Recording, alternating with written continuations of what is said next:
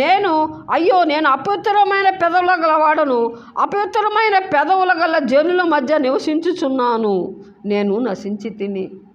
దేవుని స్తోత్రం.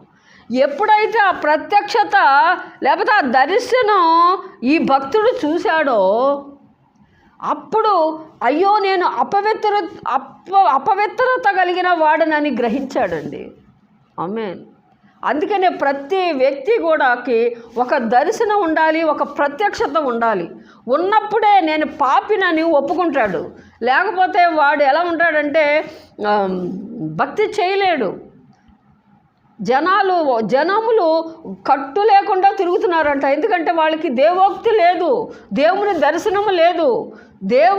దేవి దర్శనము ఎవరికైతే లేదో వాళ్ళే కట్టు లేకుండా తిరుగుతారు, నామకార్థ భక్తి చేస్తారు, మందిరంలో ఉన్నట్టే ఉంటారు. స్తోత్రం.